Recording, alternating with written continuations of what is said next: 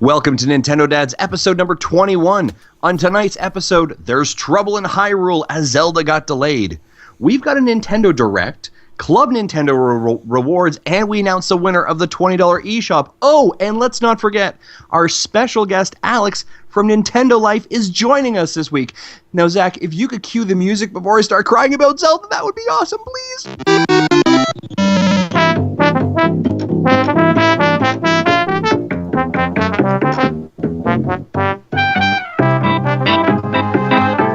Hello, everyone, and welcome to another episode of the Nintendo Dads podcast. My name is Zach Erickson, and tonight is March 31st, 2015. Joining me tonight, as is always the case, is Justin Matheson. How you doing tonight, Justin? I just found out that I've been sitting on a Barbie shoe for like the last 20 minutes, and it has really hurt. I've got to get in like an official podcast studio because this is my daughter's basement or my kid's basement. Toys are not doing well. Did you have to pull it out of your flesh? No, I was out of my shorts. I was like, why does that hurt? And I was like, oh, it's because it's a Barbie shoe. Nice. Right on. At least it wasn't a Lego or something like that. Those are the worst. Joining me as well tonight is co-editor-in-chief of VGTribune.com, Jesse Waldeck. What's going on, Jesse? And Barbie shoe free. Awesome. You know, I think that it makes you sound like super official when I call you the co-editor-in-chief. I like it. So that is going to be your title from now on. That's just how I'm going to introduce you to everybody. That's what my phone says whenever I look myself up. That is like when Siri talks to you. Hello, co-editor-in-chief of VGTribune.com. Not quite that, but there is one of the fields, and I picked it up because I linked it with my Facebook profile, and I have that there as one of my jobs. Genius. Awesome. Joining us as well, and who will undoubtedly dwarf and make all of our amateur efforts here look feeble. Alex from Nintendo Life. How's it going, Alex? Hello there, lovely people. It's absolutely fantastic to be here. It really is. It was a real surprise to see, the little thing pop up on Twitter. Hey, do you want to be on our podcast? And I was like, yeah. Yeah, it's always awesome. Like we were kind of saying in the pre-show, it's great to just be able to reach out to people on Twitter and just through the different channels. And man, I think I don't know if it's just like a love for Nintendo that makes people like super happy or super happy people love Nintendo. But yeah, thanks for being here. We really appreciate it. I know it's like the butt crack of dawn over there, so we appreciate you being on the show.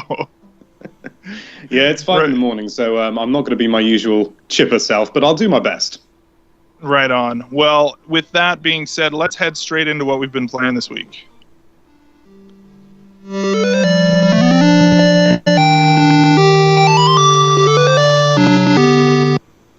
All right. Well, Alex, I think it's only courteous to provide you with the opportunity, first of all, to be to tell us what you've been playing this week.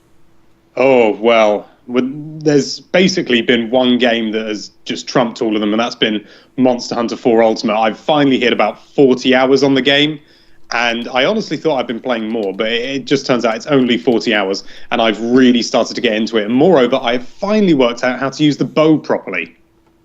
Oh, nice. I'm really still fairly new to that game, and I have tried like the tutorials for the ranged weapons, but it's kind of daunting, frankly, especially if you're doing solo missions. Yeah, because there's nothing to fall back on. I mean, you've got the palicos, which help, but you've still got to try and it's more than often just down to you at the end of the day. And if you can't get that ranged weapon going, you're in deep shtuck, to be honest. Mm-hmm. So have you do you have a lot of history with the franchise, or is this your first one, or?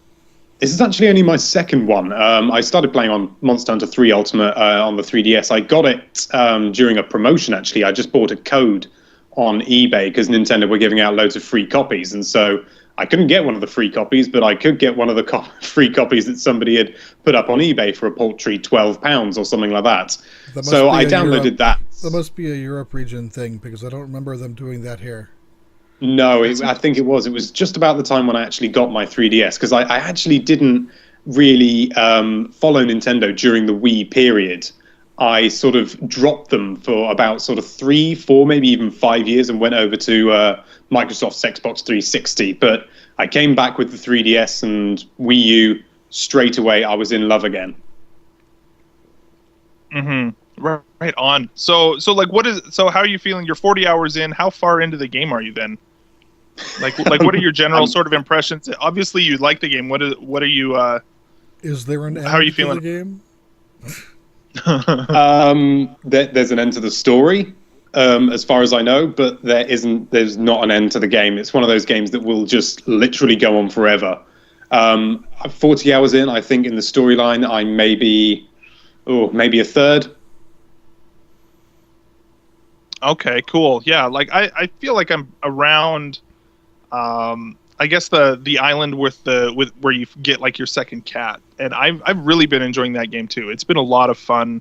It's kind of, I'm finding though that there's and maybe maybe you could give your feelings on this as well, but I feel like one problem that I'm having with this game, being not quite as far into it as I think you probably are, but I feel like their story mode, I guess the caravan quests is what they call them, right? And then the online quests, the ranking is different on the two of them, and so like you have to go back and do like basically do the same quest twice in order to be able to do like the DLC missions and all that kind of stuff.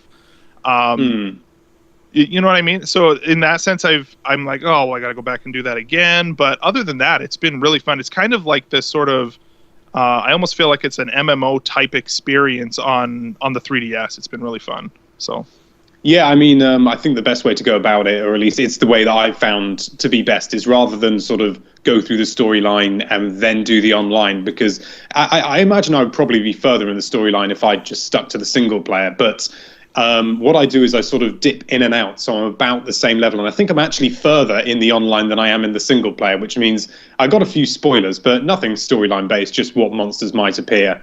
It's still not an ideal system, to be honest, but it's the best we've got, and I can't think of any alternatives. So just let them keep doing it. It's still an absolutely jaw-dropping game, so you can't complain too much.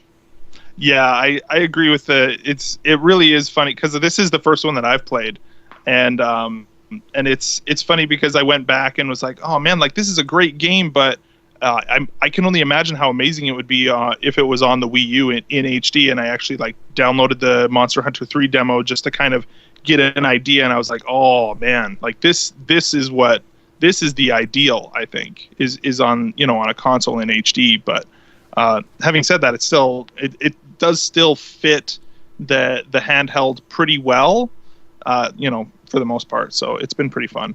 Are you aware that there's a rumor going around about an HD version then? Oh, really? No, I wasn't aware of that. That would be really. I did hear that it might be coming out for Wii U. It's as far as I can tell, it's no more than a rumor. There's a screenshot of a computer screen which has a logo on it that could probably quite easily have been mocked up in Photoshop, with some PR information underneath. And to be honest, the PR does not really look like PR the way that it's worded. And we've learned we're skeptical but optimistic. We've learned with Paper Mario and with a certain character in Smash Brothers that Rayman even in Smash Brothers, if you see a screenshot, it doesn't mean it's real. Yeah, I came off a complete fool with that one because I genuinely believed it. It looked so real. Totally, he did a great. I mean, like all those other things, like kind of aside, he'd even like I watched the video of that guy who made the Rayman video, and he was just kind of like, wow, that blew up way more than I ever expected it would. So sorry, everybody. But it was, yeah, no, he did a really good job. And I feel like the whole like Nintendo community kind of like a little bit of innocence was lost in that moment when he was like, sorry, everyone. It did make everybody question everything. I mean, I think it probably wouldn't have done as well if we hadn't have had the whole Duck Hunt leak where you got all the ERSB. Is it ERSB or ESRB? I can never remember. ESRB, yeah. ESRB, and all the information, the picture of Duck Hunt, and everyone was like, nah, that's not real. And then it turned out it was true. So everybody, anybody was going to believe anything by that point. Yeah, like it was like, oh, this seems exactly like the other leak. Yeah, totally. So cool. Yeah, Monster Hunter 4 Ultimate. I've been playing it too, and I've been trying to get. Have you done any online with that yet? Like with other people? I've been trying loads. to get. Yeah, Absolutely loads. I'll give you a hunt if you like. I'll show you the ropes. Yeah, that'd be great. That'd be awesome. Yeah. It's been a lot of. It's been. I have done it a little bit with my brother, and and one of his friends have got a copy, and we've. It definitely feels like the few times that I have done online, it is so much better than doing a single player. Like as far as it, some of those fights even seem like they're just tuned for multiple people. And to do it by yourself sometimes is kind of crazy.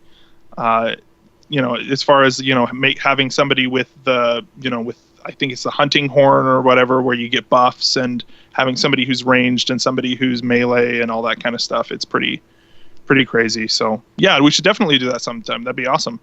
Yeah, definitely. Cool. Moving on. Anything else before we move on? I don't want to cut you off, but no, just everybody should play it basically.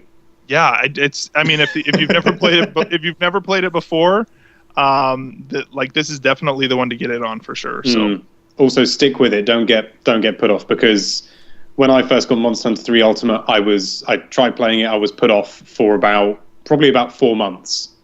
I couldn't get into it, but just stick with it. Give it time. You'll finally start to work out after about sort of 10 hours. It'll twig and you'll start to get into it. And I know that 10 hours seems like a hell of a long time, but it's really worth it, because it's an experience like no other, because all of the skill and the sort of like the RPG elements generally, they come from your armor and your equipment, but more so they come from you and your actual knowledge of the monsters and things like that, and knowing when to attack, when to block or dodge and things like that. And it is one of the most rewarding experiences because of that. Yeah, absolutely. And having this been my first one, I feel like I did try.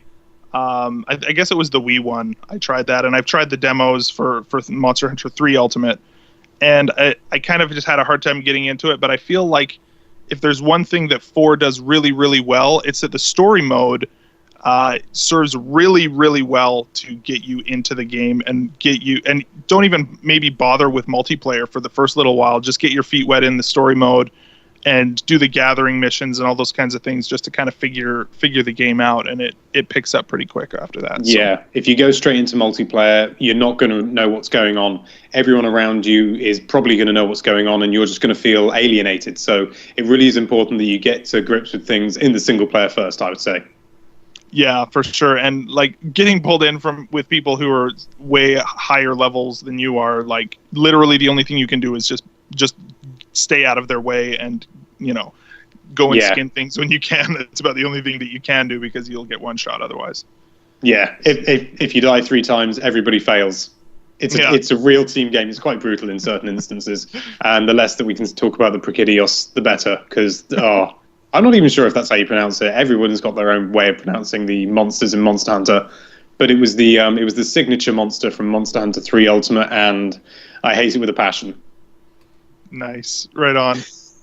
Anyway, Very let's cool. move on. Monster Hunter's let's great, move on. We've got lots more to talk about. Yeah, so I just wanted to say a few more things this week. I finished Codename Steam, and I really enjoyed it. I feel like the ending of the game.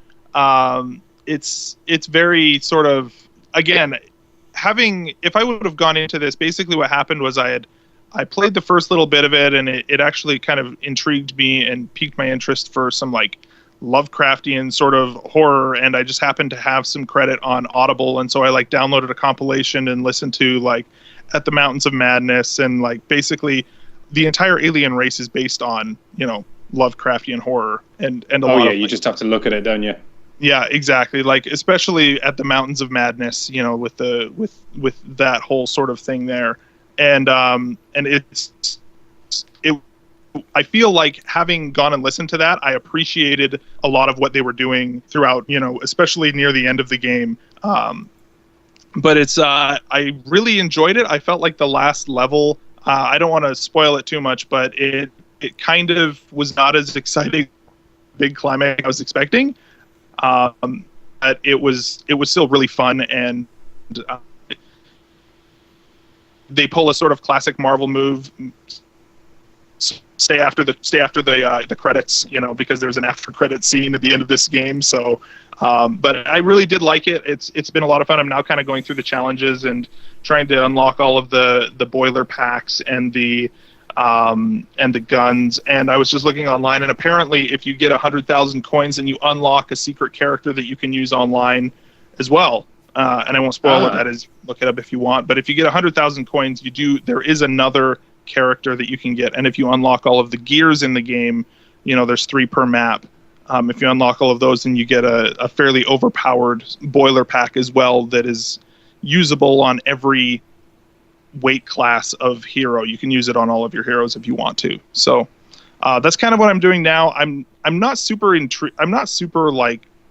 excited about doing online right now. Like, I feel I've done it a few times, and I'm maybe just not very good at it, or it's just not super exciting to me to do it online, mostly because of the time, the timed matches that they do, where it's like, all right, you've got 1 minute, and usually when I'm playing it in single player, I'll take 2 or 3 minutes to play it, around. So I don't think that that's going to lend the longevity to it that I want, but it's, just doing all of the missions to unlock everything is still really fun. So I definitely recommend it. I think that but like we've said before, this is probably the last time I'll mention it, but it's definitely not for everybody if it's not the kind of thing where you really...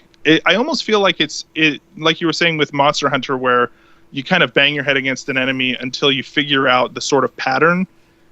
Codename Steam is almost like that in a lot of the missions, where you'll do a mission the first time, and an enemy will come out from this corner, and over time you think, okay, well, there's actually a spawn point for enemies over here, and there's this basic sort of...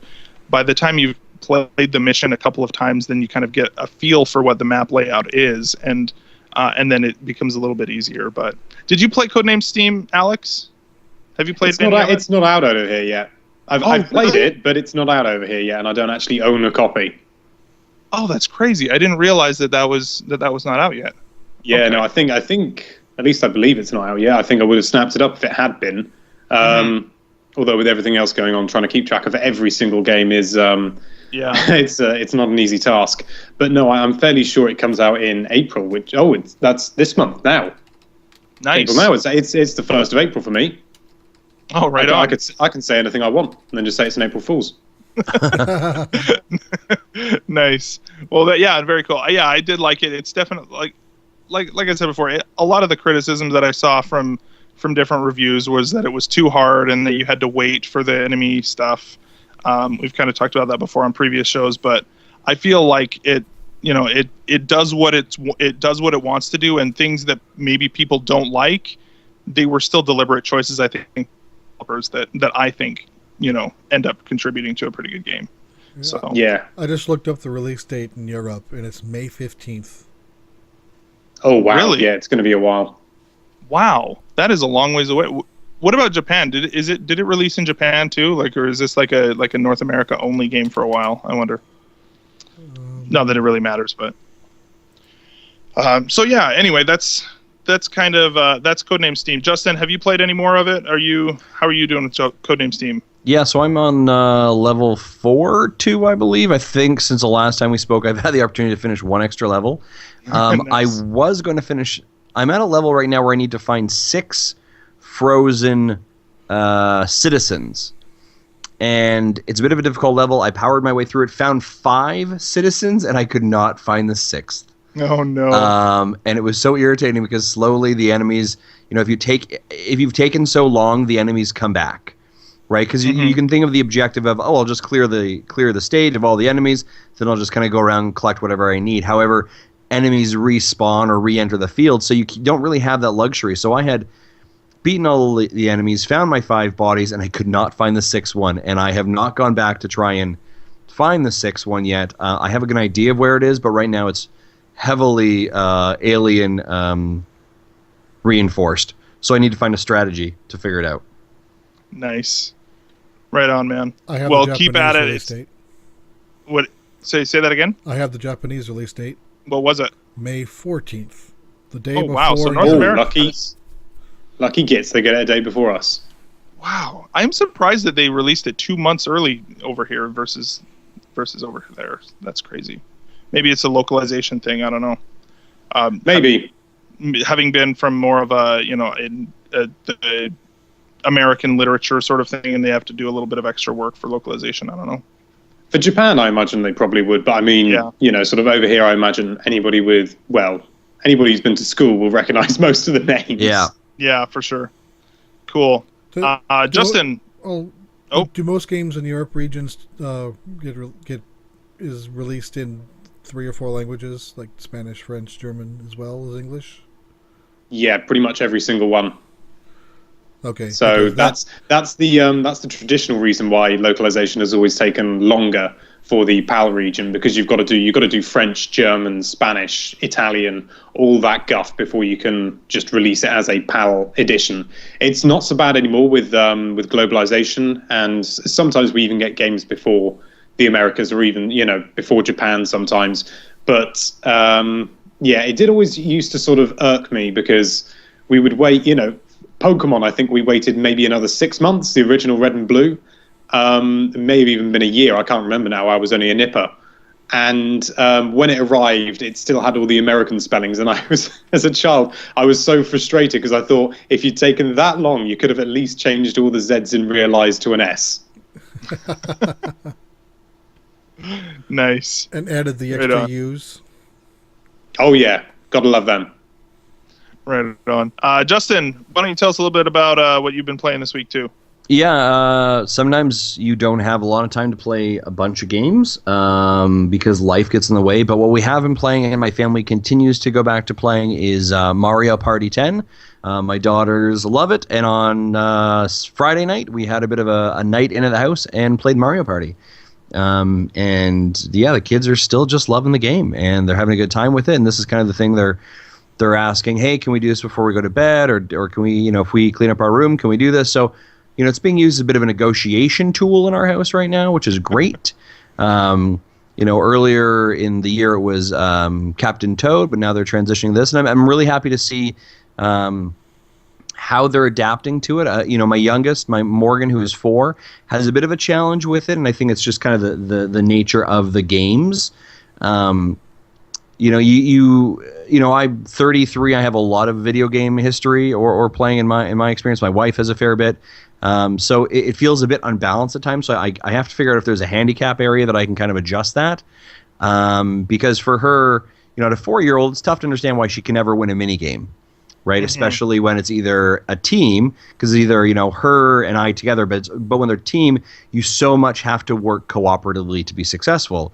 Well, she just doesn't understand the mechanics of how to, either successfully, navigate the control scheme, or, what the mechanic is that you have to do to be successful. So that's a bit of a challenge for her. And then the kind of unfortunate thing is that even if sometimes you're trying to lose at the game, not saying that you should throw a match to make your kids feel better, but it's not a bad parenting technique.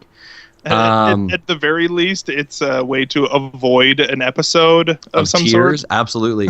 The unfortunate part is, even in the game, you can try your damnedest to be cruddy, but there's those odd, like, oh, yay for you, you moved 5 extra spaces, so you get like the luck and the chance part of it, which can become a great equalizer in the game, all of a sudden becomes a challenge, because even me trying to throw the game at times, I still won the game.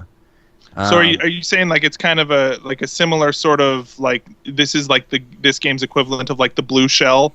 Or like the bullet bill, where you intentionally like suck at it, and then you like end up getting bullet bill and just taking everybody out. Yeah, and that's kind of it. So I've got to dive into the guts of it and see if there's a handicap setting somewhere in there that you can adjust it. But I think, again, we were just playing on Friday, and I was just so impressed with how user kid friendly it is. Very simple images, very simple colors. My daughter, Rylan, who's 6, quickly grabbed the gamepad, knew exactly what she needed to do, was flipping through, choosing the menu and map that she wanted to go to. And the games that she competed in, we were all competing, she was able to usually successfully, either hit the number 2 spot or the number 3 spot regularly. So, again, I think when we talked about who this game is aimed at, this game is aimed at younger kids, right? This is aimed at kids between the ages of probably 8 to 12 or 13. That's the sweet spot that Nintendo's aiming for this, and I think my kids are loving it. They're a bit younger, but it's a great franchise to get your children exposed to the Nintendo world in a safe, comfortable way. Right on. Enjoy this time when you can use small things like that as negotiation tactics for other things. Nice. Because when they're teens, that doesn't work anymore. Yeah, just go to your teenager. Come on, we'll play Mario Party. Yeah, right. That's not going to work. The biggest challenge I have now, though, is I do need to find a Rosalina amiibo for my oldest daughter. And I know that you had one for a while, Zach, and I probably should have just bought it from you then, but I didn't. Yeah, I did have one at one point, and then sold it. But it's I don't know. I think that we may find out tomorrow that there's probably going to be some expansion to that Super Mario amiibo line, and I wouldn't be surprised if there's a Rosalina one coming to that. So yeah, hopefully. Yeah, well, we've seen them in the game itself, haven't we? Yeah, absolutely. Yep. Yeah, same with Donkey Kong and Wario. So they just need to make a Waluigi one, and I'll be happy. Oh man, I would buy that in a heartbeat. That'd be amazing. Is the amiibo fever like in North America? It's pretty high over here. Like people are standing in lines at like Walmarts for 3 hours to get gold amiibos. Is that still the same case over there for you, Alex? I don't know, to be honest. There isn't as much news reporting, being reported about amiibo. People, it's still almost impossible to find any amiibo that, any specific amiibo that you want. But I don't know whether people are going quite that mad over it.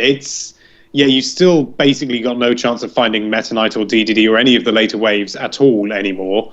You still can't find Villager over here either. I was quite lucky, quite unlucky and then lucky. I ordered one from the Nintendo UK store, and then it got, quote, lost in transit. So I imagine that a delivery driver got a very, sort of quick and easy Christmas present for his children.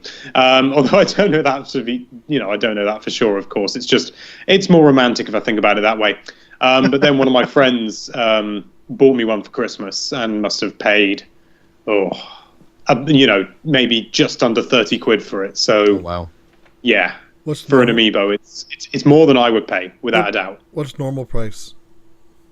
Oh, normal price is about, I think it's about £12 over here. 11 or £12. It's been so long since I've seen a standard amiibo price, I've forgotten. Okay. But there's a local games retailer called Game. It's a bit like the UK equivalent of GameStation. Not GameStation, GameStop. GameStation's another one that used to exist in the UK. You can tell it's early. And they upped their price to £15 for no reason. Oh, wow. They just upped their price, and they never have any rare ones anyway. That totally sounds like something that GameStop would do. It does. Yeah, Xenoblade Chronicles pre-owned all over again. Yeah, exactly. Yep. Right on. Well, let's round us out real quick here. Jesse, what have you been playing this week? Okay, so I actually haven't been playing anything Nintendo, but what I have been playing is loosely tied to it. Most of the week I've been trying, and I'm using that term, trying to play on the iPad, Final Fantasy Record Keeper. I actually did play this week. That's actually pretty surprising. Okay. And the reason why I say it's loosely related to Nintendo is because it is developed by Nintendo's new friends, DNA. Oh, that's right. That's right. And yeah, okay. So how are you liking it so far? I actually did play probably like 20 minutes into this game. I like it when I'm playing it until it gets so boring that I start dozing off. I don't play Final Fantasy. This is the kind of game that you want to play if you want to like try and fall asleep. Well, I like to play other Final Fantasy games because it's got a good story, not because I like hitting the button over and over again. And that's pretty much what this drills down to. Yes, it's got a story, but its story is making you relive the stories of the other games, but just by, here's a panel of text, now fight this battle. I'm like, okay. It's definitely it's similar in like the I don't know, like it's sort of like a trip down memory lane for all of the Final Fantasy games, right? Kind of, and yeah. sort of having you Yeah, relive the hits of it or whatever. yeah, the game starts you off with the tutorial with 2 levels from Final Fantasy VII, and then after that it gives you a few more characters, and then it gives you an option to go to Final Fantasy IV or Final Fantasy X. I started off with 4. I played all the levels I can play there until it stopped giving me new ones. So then I started playing 10. And it gives you added benefit if you put the character in the game that they belong in. And with the gear that is from that game as well, hey? Yeah, so, and each piece of gear, you'll see a Roman numeral in parentheses. That corresponds to, I think, to the game that they belong to. So early on, I got Kain from Final Fantasy IV. So I put him in my party, and even though he was level 1 and everyone else was level 5 or 6, they get such a big hit point boost that he had more hit points than all the others. And ended up having... And then I got a javelin, which, yeah, that's his weapon. And so he pretty much one-rounded everybody. The one thing about this game that kind of drove me crazy, or not drove me crazy, but I think they really did themselves a disservice, is it's basically, well, it's autoplay. So like you do like the battles or whatever, and then you just hit autoplay and it does all of your turns for you, and you just win. And you don't even have to do it. Like you literally just watch this sort of like 8-bit battle. You do get some bonuses for taking fewer turns. So I normally don't do the autoplay, like especially when Kain one rounds everybody and everyone else does a little bit of damage. If I have 2 enemies, I'll make sure everyone else all attacks one monster and then Kain attacks the other one. And then by the time they've all gone around, if they're not both dead, then the other one is really close to it. But it's basically, I mean, the basic gameplay, I guess we've kind of been talking around it, but the basic gameplay is just like your classic Final Fantasy turn-based battle, and like very sort of lowest common denominator type mechanics, where you've got your magic, you've got your attack, defend, and whatever, I guess it's like a limit break or whatever your like super move is, right? Yeah, and that's basically, yeah, and each stage is made out of like 3 battles and then you're done.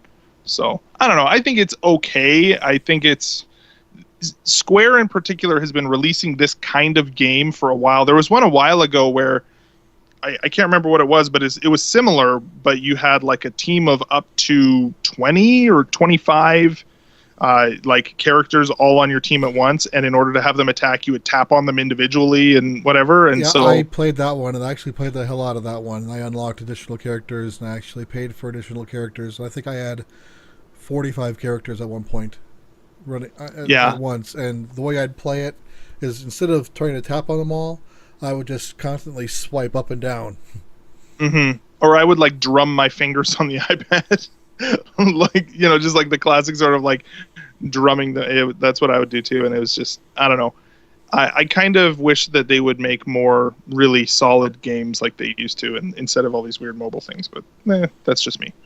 So cool. Anything else, Jesse? Yeah, and I know I've heard of some of my friends who got preview copies of this in the past week or two.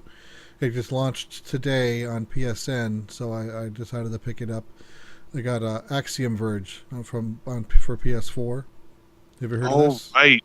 Yeah, this is like the sort of Metroid type game, right? Yeah, it's very Metroid. Yeah, all the powers you get aren't necessarily the same as, or at least you don't get things in the same order.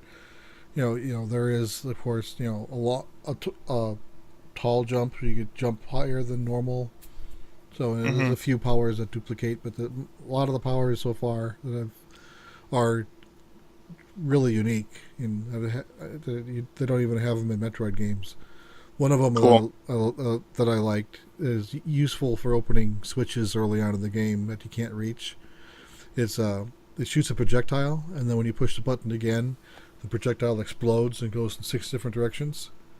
So you can use it to reach hard, to hit switches that you can't reach. Cool. Well, I definitely. So I guess that would have just been today. We'll probably hear a little bit more about that. I'm guessing. Hey. Yeah, I think I'm definitely interested to see. I don't have a PS. Is it just on PS4 or is it on Vita? It's only PS4 now. It will be on Vita. It isn't ready. It hasn't launched yet on Vita. Cool. And I think it is cross-buy. So when it does launch, I'll be able to get the Vita version for free. Right on, man. Yeah, and Cool. I'm about an hour and a half in. I'm on the third boss, so I'm enjoying it so far. It's at least scratching that Metroid itch that I was hoping for Zero Mission to be released on Wii U, and it hasn't come out here yet. Yeah. I did that kind launch of in wish that Europe? Zero All on for Mission. Europe. You guys did just a few weeks ago, hey? Yeah, we got it. It was either last week or the week before. I lose track. Yeah, I Mhm, heard. yeah. That's what I thought I heard. I know it's been out in Japan for almost 4 or 5 months now. Yeah. Well, yeah, but Japan gets all of the virtual console releases, don't they? Yeah, all of the good ones for sure. It seems like. Excuse me. Right on. Well, let's head into the news, gentlemen. We've got lots and lots to talk about, so let's get going on that.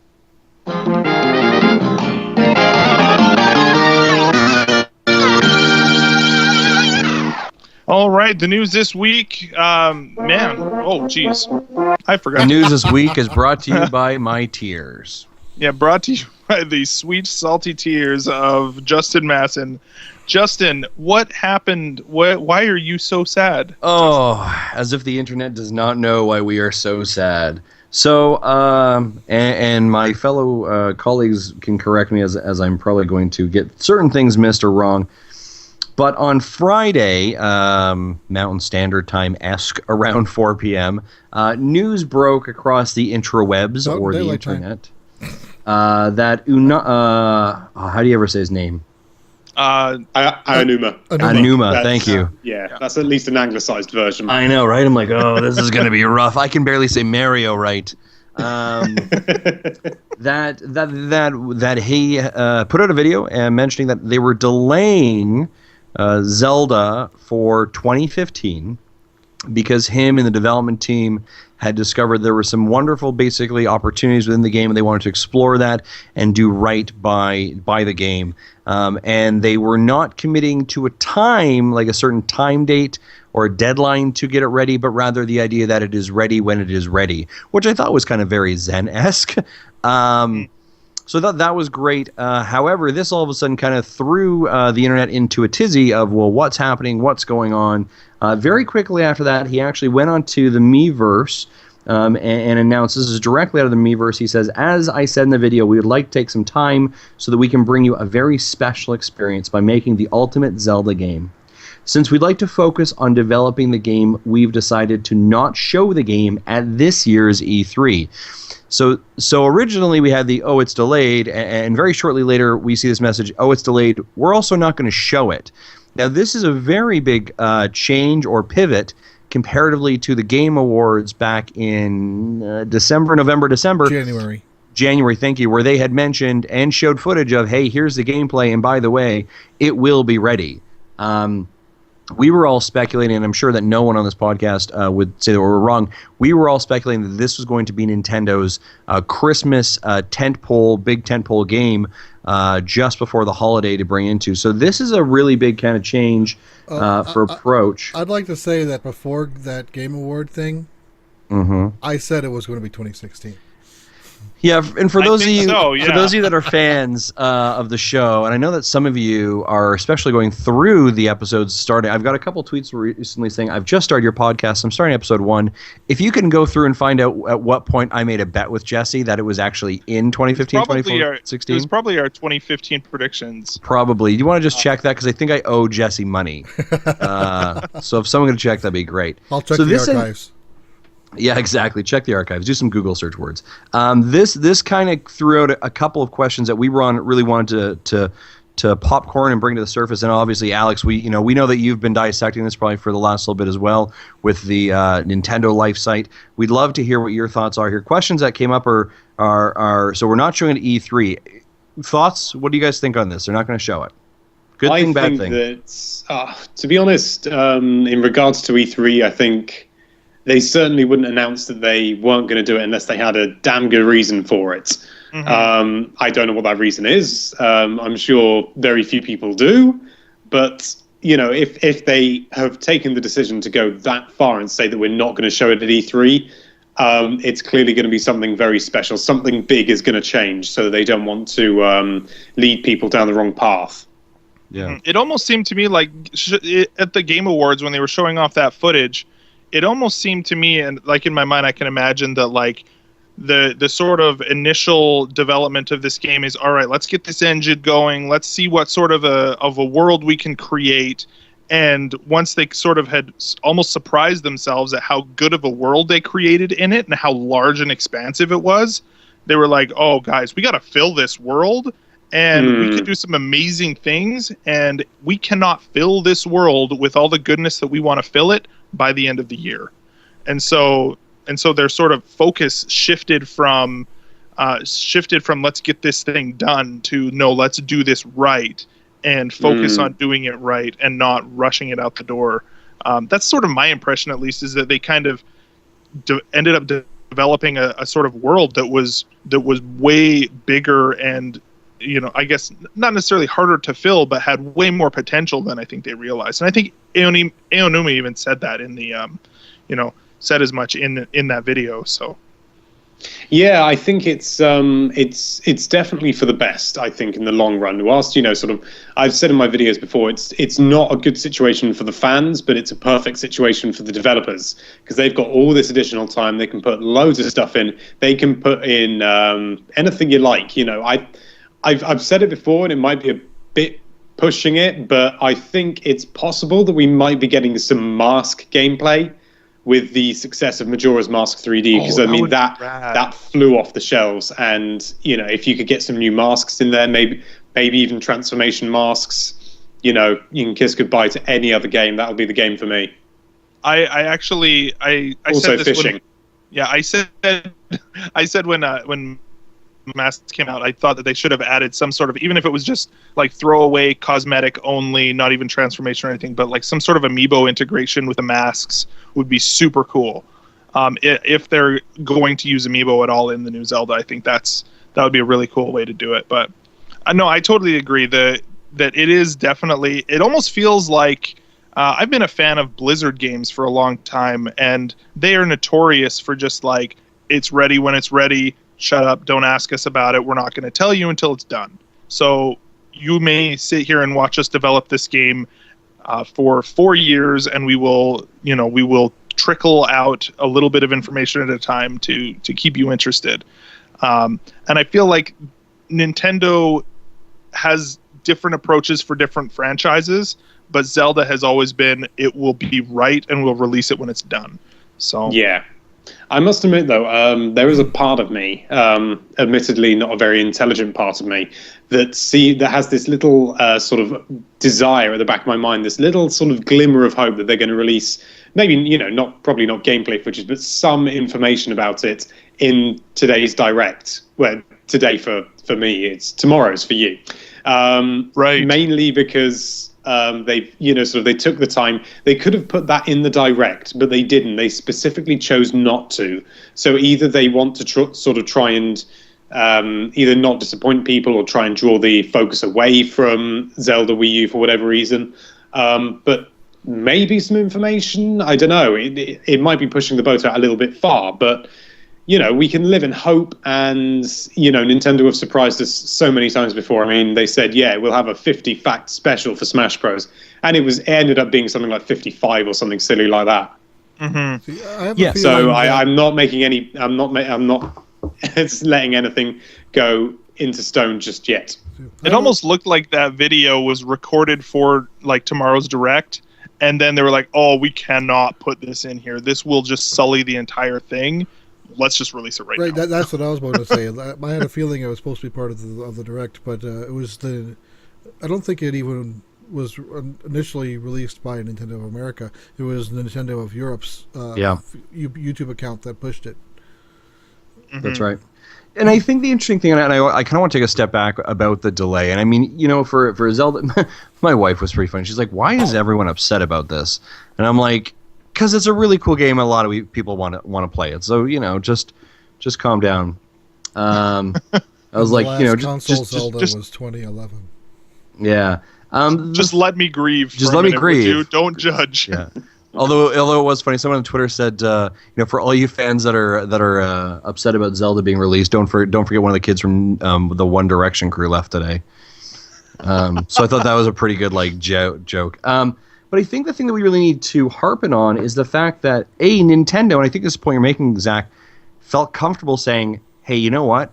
We have a really good idea of where we want to go with this, and we want to put out the best game that we can, and to do that, we want to take the time to do it properly.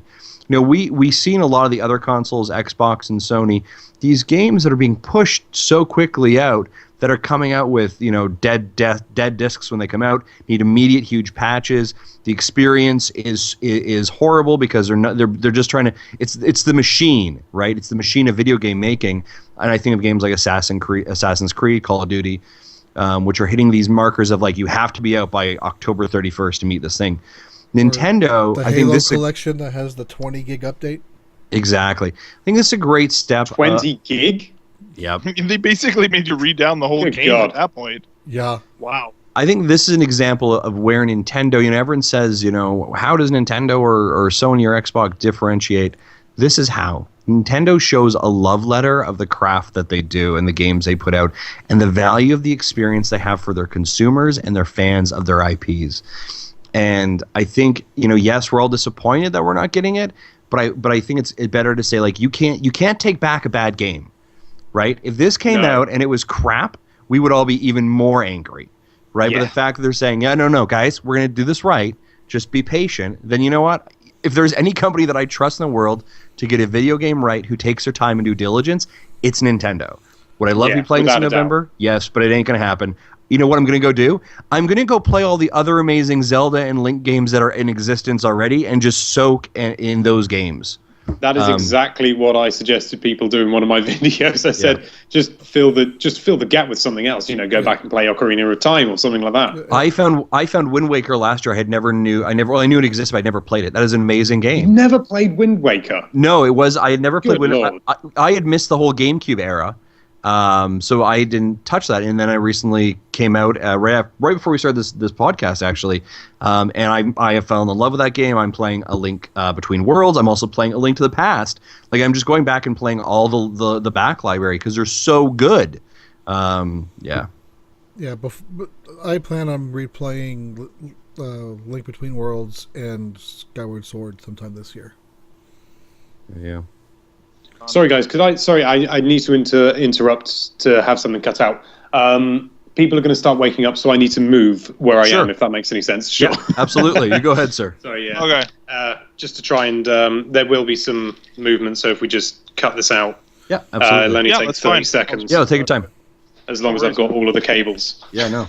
Then when we start up again, I have something I want. Okay. I'm just going to take this. I wanted to kind of do the segue into talking about. that's fine. X. Yep, do it up. Okay, just one second. I'm just going to cut this out. I'm going to trim this. I don't know if you'll hear it or not. Movement, so if we just cut this out. Just I was going to say, I recognize that voice. Whoa, Jesus Christ, somebody left a guitar here. Rogue guitar. Okay. Just to try and... Okay, I'll do it later, whatever. Forget it, I'll just do it. I'll just fix it later, that's fine. Just stick it in post. Yeah. Oh, Jesus. Turn the bloody light on. And this is where the Twitch viewers gets the unique perspective of what really happens on the show. Of course, there's no one there. No, there never is. I'm the only one there right now. That's a very dim view of it. Yeah, but Jesse, how many people go back and watch the video? Not many. I think most of the videos have under 20 views. Hey, man, 20 views though. That's the fact that people are actually doing that. The video that got the most ever for us was when Zach decided to dissect an amiibo. Yeah. What? Oh, Yeah, we'll have to send you that link. I cut the bottom out. If you cut the bottom out of an amiibo, you can get the NFC chip out of it. So I went and bought like an extra, just like a second amiibo of like one I already had, and I put it Samus, on. right? Yeah, another Samus, and so I just like keep it in my wallet for my 3DS if I ever want to like play against it, like an amiibo in the 3DS Smash Brothers.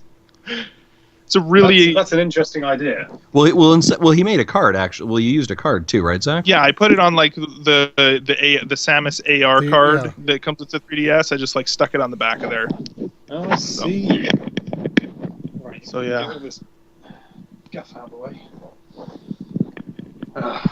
Nintendo has reconfirmed that Splatoon will launch in May. Excellent. Okay. Just let me know when you're good to go. How's the quality? Is that all right? Do I need to turn the gain up or down? It's a little bit quiet, but other than that, it's good. Hang on a minute. If I rearrange things slightly, all these bloody instruments in here.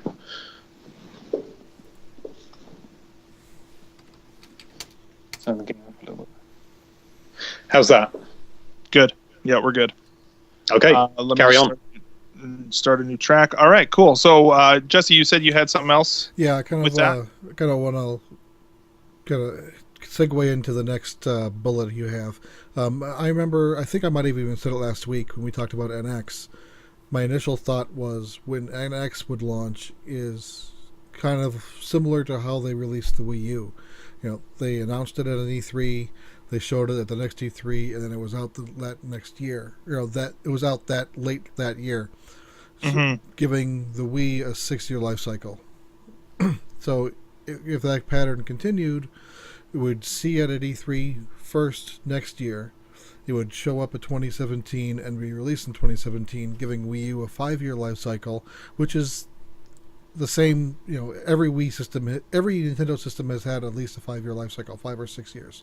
So that kind of what I was expecting. But now with this, and I still want to think with the way I originally thought that we'll have Wii U for another year or another few years. But I'm starting to think of what Roger's base and Roger DeLuigi is thinking, and is that they're going to actually release NX late next year. Late next year? Yeah. Giving Wii U a 4-year life, and then the new Zelda game was going to get the Twilight Princess treatment and have a dual generation launch. I've heard that. Somebody mentioned that idea before, and frankly, I'm just not convinced by it. I really don't think that. It happened before with another previous Zelda game, but this is just because this is a Zelda game doesn't mean it's going to happen again. People are making sort of assumptions from for all the wrong reasons. It's correlation, it's not causation. It sounds weird, and that may be true, and I hope it's true. But it also sounds weird that they decided this late into development to change things around. Have they ever launched like either a handheld or a console with that short of notice though? Like I feel like usually it's always at least 2 E3s. So the 3DS, the Wii U, the Wii, I still at the very earliest I think that the NX is going to be launching like holiday 2017. And again, I hope that does, but I'm also seeing Wii U is not even getting GameCube numbers, and GameCube didn't sell well in comparison. So they might just be getting ready to get to go to the next thing. Yeah, I think that it pains me to say it, but yeah, I think that's the challenge when you kind of look at the optics of it.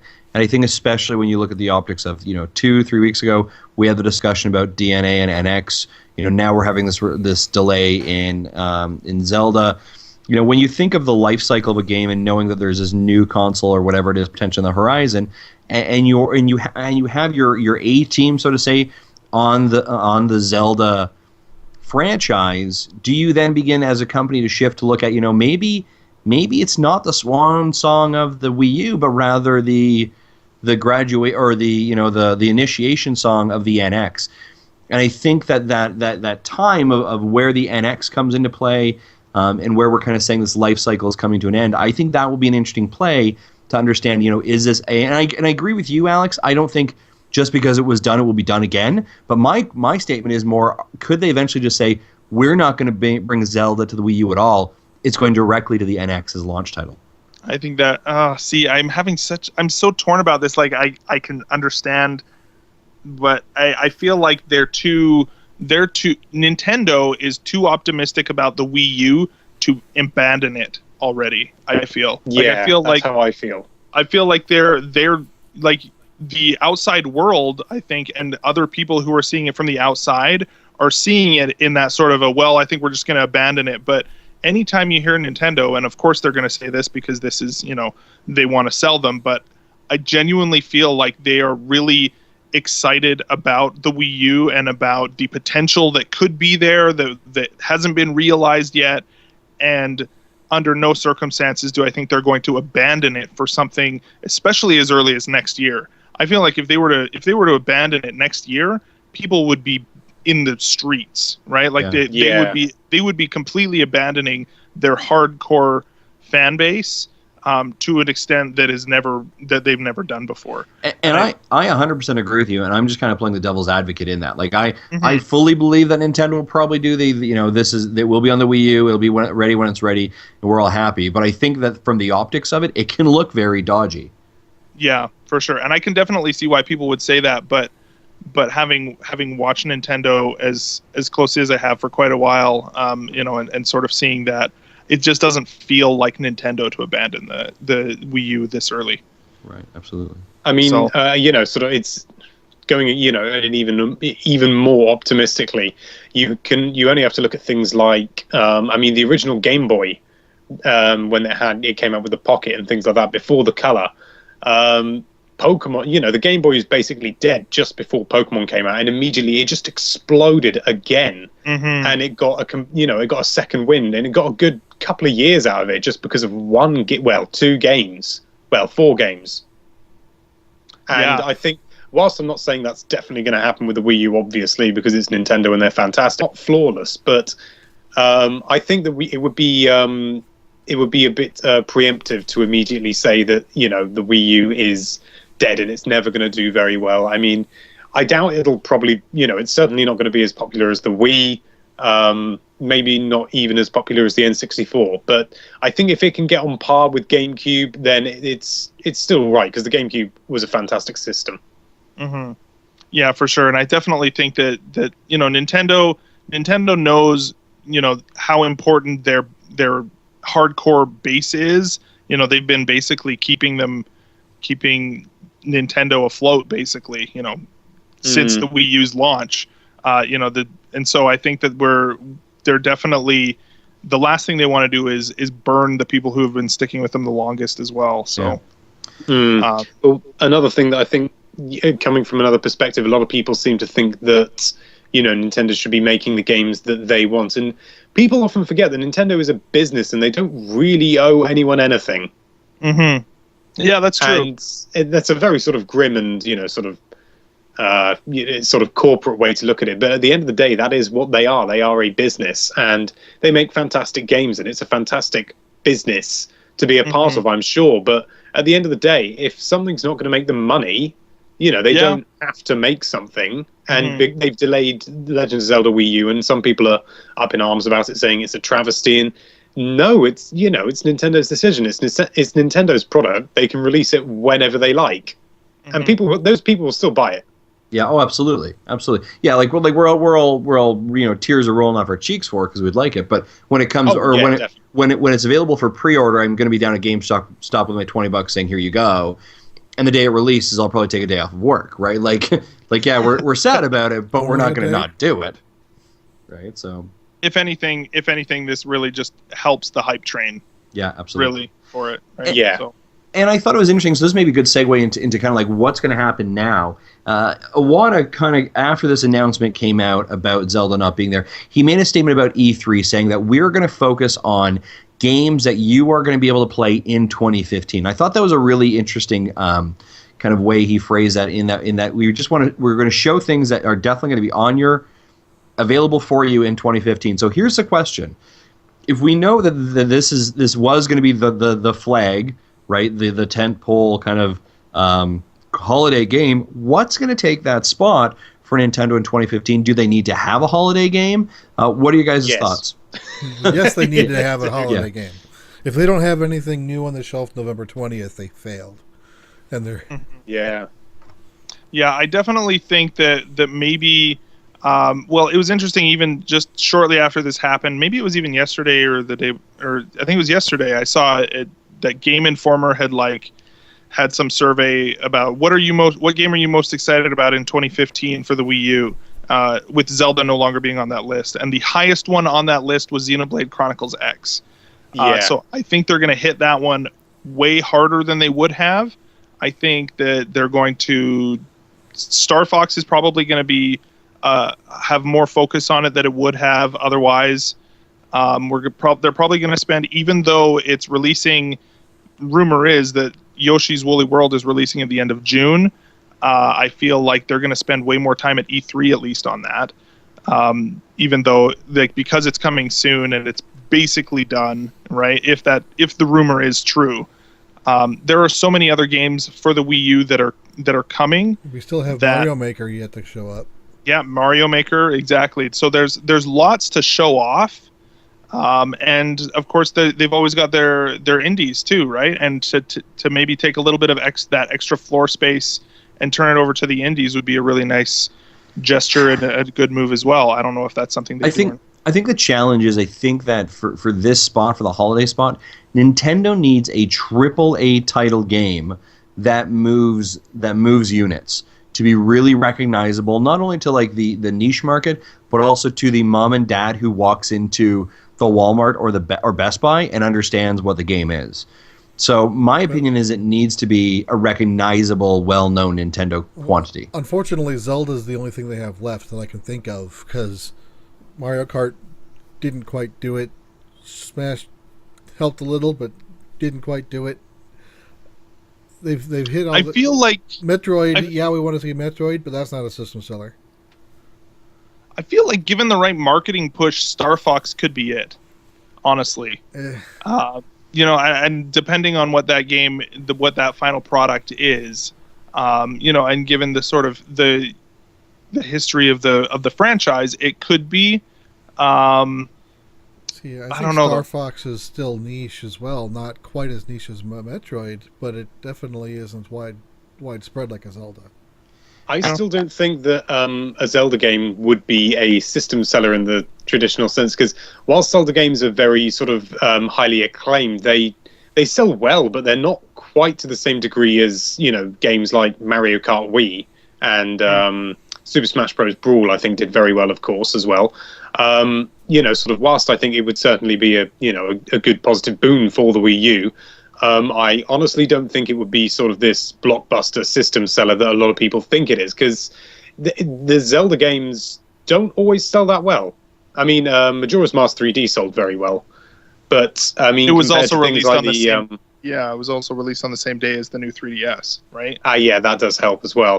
But but I mean, when you compare it to franchise, enormous franchises like Call of Duty and things like that, Zelda is completely overshadowed by them. And I think that Nintendo would, sort of, to get the same sort of numbers, it would have been Mario Kart or something like that, because that's something that the casual market recognizes very well, and that's sort of a big chunk of Nintendo's audience since the Wii era. Yeah, sorry, I had like a weird. Hang on, I had a hiccup. So Alex, what do you think then you might? Guys hear me? Yeah, you're a bit faded there, Zach. Alex, Okay, what do you sorry. think they might slip into that spot then, or do they slip anything in, or do they promote something currently? I think they're probably going to continue to push Xenoblade Chronicles X, because they released Xenoblade Chronicles 3D. Xenoblade Chronicles 3D is, partly just to, sort of show off the power of the new 3DS, but it's also basically, I think it's just an advert for Xenoblade Chronicles X, because although it's only a spiritual successor, it's got the same title, it's got the same gameplay, and, sort of people are going to see this Xenoblade Chronicles 3D, and it's going to be hyped, it's been hyped up, because people have played the original on the Wii and people are saying, oh yeah, it's fantastic, you should definitely play it, like, even me. And that's going to push new people into buying the game, and then they're going to know of the name Xenoblade. And then they're going to see Xenoblade Chronicles X. They're going to check it out. They're going to see the huge world, the beautiful graphics, fantastic, recognizable gameplay, and they're going to jump on the chance to have a go at it. Yeah, I agree. And I mean, the only other thing I can think of as far as taking that holiday 2015 spot is something that is a surprise. Yeah, I think there's going to be there has to be something that they haven't told us yet that that they'll announce at E3 that'll be out before Christmas. And again, we're talking as far as that goes. That's last year was Captain Toad, right? Was something that we didn't even hear about until E3, and it was a holiday release. Yeah. So that's the sort of thing that I'm thinking about, of something that is about that tier releasing around the holidays. But that was definitely in the shadow of Smash Brothers, and it was more trying to fill that sort of demographic where I don't think that a younger audience is going to be interested in Smash Brothers, but they may be interested in Captain Toad. Yeah, it makes me kind of wondering. I'm always interested in like the politics behind the scene, but after this, obviously this announcement doesn't come just kind of one day. Oh hey, this is what we're gonna do, right? Oh, we're gonna delay Zelda. The politics behind, and like, so guys, Zelda's getting delayed. What does that mean for our 2015 strategy? And what games now get pushed more? How do we push them? How do we reposition them? Where are the peaks to place games specifically to get the most purchases? Like, I wonder what the backdoor strategy looked like after this. And I wonder if this was known far enough in advance that why we saw some delays, for example, of Yoshi's Woolly World not being published out yet, Mario Maker not being published out yet. So I'm curious. I'd just be interested to see what those backdoor conversations look like. Yeah, and it definitely, I think, we're gonna see a lot more of this. A lot of maybe folding out tomorrow. Yeah, I imagine we're gonna get something in the direct where they say, sort of Mario. Look at Mario. Well, not necessarily Mario Maker, but as an example, look at Mario Maker. Isn't it fantastic? This is what you can do in it. Mario Maker will be available shortly after this direct, because they do that, don't they? Yeah, they totally do. I think that Mario Maker definitely is the sort of title that I anticipate can be on the eShop. Yeah. So I don't imagine I'm not even sure if they are doing a full retail release, but if they did, I imagine it wouldn't be pushed very far. It would maybe be something that would be much more prevalent on the eShop, and it's suited to the eShop much more, I would say. Totally. Yeah.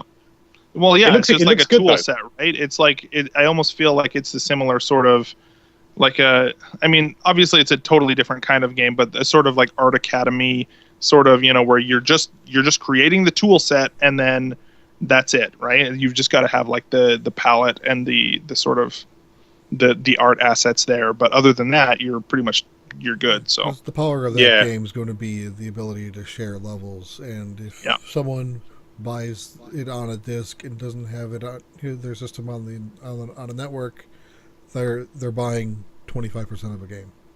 Yeah. If that, to be honest. Mm-hmm. Yeah. I honestly, to be honest, I'm really excited about Mario Maker because it's quite a small experience, I imagine, but the scope of it is absolutely mind blowing, and Mario is such a fantastic franchise, and I think what may have sparked this is Nintendo looked at the new Super Mario Bros. Series and thought, sort of, we've done this to death now. We need to do something different, and this is their response to it. The traditional 2D Mario has been going for so long now. They got a bit of a second wind with new Super Mario Bros. But I think, to be honest, it's going to be some time before we see another 2D Mario. And I also think it's going to be some time before we see a new 3D Mario, which is a pity because I love the 3D Mario games. Mm-hmm. But maybe 3D World 2. Maybe that'll be the holiday 2015 release. Yeah, it's definitely possible. Although I do remember somehow thinking that I remember hearing that they had said that there was going to be no mainline Mario game this year. I can't remember who was. Yeah, they also said they'd be a Zelda. All right. Yeah, I think that was Bill Trinan. So they're just a bunch of liars. I think it was Bill Trinan that said that, but I was thinking about that too. Just because they push Zelda, they'll probably could push a Mario up, and some production team somewhere got a nice tap on the shoulder. Yeah, Justin, I think has found the title for this episode, which is Innocence Lost. There you go. So yeah, while you're here, Alex, just to kind of round out what we're since we have you on the show, we just wanted to get your thoughts. First of all, we know that you played Splatoon, right? I did, You were saying yes. that before. What is this? Is this basically now? Reggie had said recently that that this was basically going to do for shooters what Mario Kart has done for racing games. Do you feel like that's an accurate sort of representation of Splatoon, or how do you feel that game is so far? Without a doubt, that's the way that it comes across, because sort of you look at the Mario Kart series and you can look at any other racing game and they do bear some similarities, and it is essentially the same gameplay with a twist. And that's what you've got with Splatoon. And I think that it's honestly, if you have you guys played Splatoon? Even sort of, it's been around for a while now, the original sort of build of it, the preview build. No, I haven't played any of it. No. You've got to. You None just of us have to been play to it. E3 or PAX or anywhere that it was I shown. wish, man. That'd be so good. It's Definitely. it's actually quite difficult to describe. Watching the gameplay, it looks quite fun, and so oh yeah, I might give that a go. I might try it.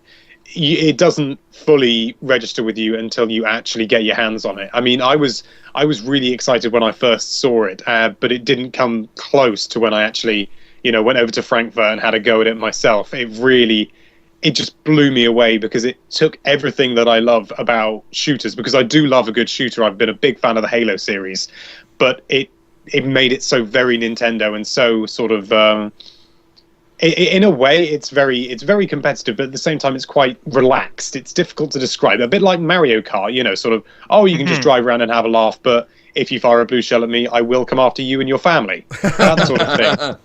So I have a question for you. Yeah, go ahead. For someone who doesn't like shooters, might I like this? I don't know what your other preferences in games are, but I would say you have a good chance of liking it. It's one of these, you don't have to be necessarily very good at shooters, because the primary objective of the main game mode, which is called Turf War, is you just have to cover as much of the ground as you can with ink, and you don't even have to engage with the enemy. You can, if you want to, just stay in the spawn point and fire ink, just sort of in your base area. It's if you all do that, you're not going to win. But if you're, if you stay in your spawn area, you can't be shot at, which is fantastic, because there's no spawn killing or anything like that. But you can just sort of stay around your base and make sure that all of your base is covered with ink, and the other guys can take care of the more sort of forward assault part of things. Or you can hide in the ink and try and leap out and surprise people and kill them, get a quick, sort of splat of ink from where they were, keep them on their toes. There are so many possibilities in terms of gameplay when it's not just kill these people, that make it such a unique experience. And even if you don't like shooters, I reckon you should definitely give it a go. Maybe don't go straight out and buy it, because not knowing what it's like to not like a shooter, if you know what I mean. I wouldn't be able to give you a truly sort of unbiased opinion, but definitely give it a go. Now, I have a question about the I guess the tilt controls or the motion controls with it. Did you play, like, is that only the gamepad, and like, because I know there's tilt controls for aiming. Is that, I've heard it's optional, but how did you try those? How do those feel? I only used the motion controls, actually, the gyroscope controls, because I only found out just as I was leaving that you can turn them off, which was. But to be honest, I didn't mind. I must admit that Splatoon was the game when I first played it last year at a convention over here called EGX, which used to be called Eurogamer, just in the middle of London. I played Splatoon for the first time, and after a couple of games, the motion controls just clicked, and it became like second nature. And if anything, going back to previous shooters where you use just two sticks feels really quite clunky in a way. You don't have that sort of natural feel behind it. So it's And whilst I basically think like the that it's gyro controls are taking control or replacing one of the joysticks. Is that kind of like what you would? no, it's if that were the case, it would be a massive failure. If I'm honest, you actually use it in conjunction with the two sticks. It's like you can still use the left and right, the left stick to move, right stick to aim. But the gyro controls are for those quick movements that need to be that little bit more accurate, a little bit more precise, or speedy. Sort of, or there's some of the quickly just tilt the gamepad in the right direction, and there you've got them. Whilst sort of you don't have to sort of wait for the sticks to do the work for you. You can physically do the movements yourself, and it's really, really good actually. Although the fact that you can turn the gyros off means that I reckon there will be some Wii U Pro controller in there, but I doubt that will be for the online mode. That'll probably be for the 1v1. Mm-hmm. No, does the Pro controller have a gyro in it? It doesn't. No, it doesn't. Okay. No.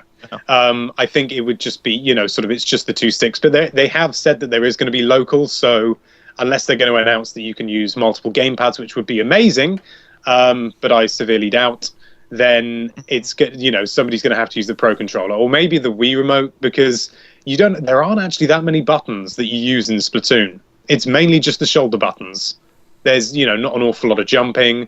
You go into the ink by pressing the X button, but apart from that, the face buttons are very rarely used, to be honest, which is oh wow, it's interesting. But it really does. It is a completely unique experience.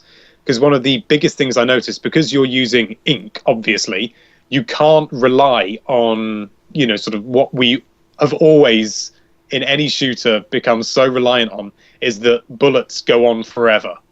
Sort of if you're accurate enough, you can stand, at one end of the map and you can kill another person if you're accurate enough, because the bullets will just go.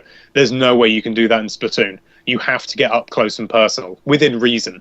There's the sniper rifle type weapon called the Splat Charger, and that has significantly more range. It's a bit naffer, actually, covering ground, but it is excellent at taking out people if you can get the high ground. And the high ground has an incredibly important role, because even though you're very exposed, if somebody's using a short-ranged weapon, they can't actually kill you unless they actually go up and onto the same platform as you. If they're using the splat roller, they just simply can't get to you. So it really does open up a huge wealth of tactics that we haven't been able to see before. Oh man, I'm so excited for this game. You should be. You really should. It sounds like I've been paid off, but honestly, it's just it can't come soon enough. I really can't wait to get my hands on the full copy and see what else there is, because I only played 2 game modes, or at least on the multiplayer, which was. Do you guys know about Splat Zones? Yeah, is that basically the King of the Hill? Like, is that sort of? Yeah, it's basically King of the Hill. Okay. Yeah. No. They announced that. I think it was last week, right? Or was it? Yeah, Last I think that was it was when after everyone left the big announcements. Yeah. Yeah, that was the end of the review. That was the end of the preview embargo. So we all got to talk about that, which was fun. Now, the big thing that obviously the internet decided to cry about was no voice chat from a multiplayer perspective. Alex, are you thinking that's going to be a big deal at all, or impressions on that? Some people seem to think it's a big deal, but then again, maybe those are just the sort of people that like to leave comments. I don't know. I don't think it's a big deal at all. If you want to play online with people and you want to be able to have voice chat with them, they're generally going to be people you already know. And everybody's got a smartphone, everybody's got a computer. Just get some sort of, just get Skype going or something like that. It's not that difficult. And considering just how, shall we say, economic the Wii U gamepad's microphone is, you're not missing out. Anybody who's played Smash Bros online with friends knows that the Wii U gamepad's microphone is crackly and not a lot of fun to use. So you can stick a headset in, but to be honest, it's not that big of a deal. I mean, it's a bit disappointing that you don't get any of this sort of the what's been referred to as sort of like couch gameplay, where you get people, you little sod, that you get a lot in Smash Bros when you play with a load of friends in the same room. You don't get that, but I think if you just go on Skype or something, that's that problem solved. It's not really a problem. It's just something that you've got to work around in what really is a very, very simple workaround. Right. So you're kind of thought, is this now? This came from, this is obviously a brand new IP. There has been no, it's not a new development team, but some developers and producers who had come under the wings of some of the other games, some more senior producers before them. Is this an IP? Do you think we're going to see they're going to last the kind of test of time? Do you think it's going to be another one they're going to be able to add to their already strong IPs that they currently have existing that is the Nintendo brand? I must admit, personally, it doesn't really sort of seem to me like it could be this sort of long-standing IP. But then again, I thought the same thing about Pikmin, and Pikmin is now arguably my sort of second or third favorite Nintendo franchise. And so, to be honest, the sky's the limit. It's basically just down to what Nintendo does. It doesn't feel like it at the moment, but it's probably the same for any new IP that comes out. When it's, sort of strange and new, people are always a little bit skeptical and think, oh, this isn't Mario or this isn't Zelda. But give it time, it could, it could well be. But it's just something we'll have to wait and see. Right, absolutely. Great, very cool. So, on some other thoughts, obviously we're going to take a step back for about a week or two. Mobile NX online services, Nintendo discusses their partnership with DNA. Just kind of an overview. What did you think of that? Good, bad? The landscape of how that came out. What are your general impressions? My general impressions were that this is probably, whilst it's not ideal and, sort of there is, there's something nice about Nintendo being exclusively for their own systems, I think that it was inevitable and that generally we should just try and look at it as positively as possible, because looking at something negatively doesn't really sort of improve anything anytime. And we could end up with some fantastic new smartphone ideas that we've never seen before. So it's going to be new Nintendo games. How can that be a bad thing? Yeah, no, I definitely agree with that for sure. Absolutely. Yeah, for sure. It seems too like I can't remember where I was listening to something. Anyway, it seems like that we haven't really considered the fact that really the mobile game market in general could really use a shot of Nintendo right about now. At least I personally feel like it's been a really long time since I got excited about a mobile game. There's a lot of stuff that kind of comes, that maybe there's a good game that catches my interest for a little while, but it seems like there's a lot of the same, a lot of like, oh yeah, that was kind of fun, but whatever. And to get that shot of Nintendo creativity and goodness into the mobile space, I think may be really good for the mobile gaming market as a whole, just to sort of inspire that different segment of developers and gamers alike. So, without a doubt, I think that the mobile, iOS is what I use. I can't speak for the Android market, but as far as I can tell, they are fairly similar. The sort of the quality of games is not anywhere close to what it is on consoles or PC or anything like that. And I must admit that the last time I actually played a game on iOS that actually really engrossed me and really got me playing for hours and hours was World of Goo way back when. Which ironically was also found on the Wii. Yeah. Yeah.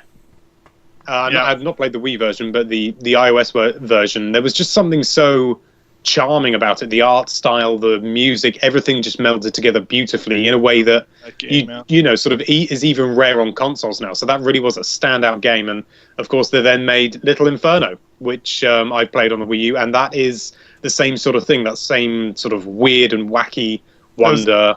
That game was like so disturbing.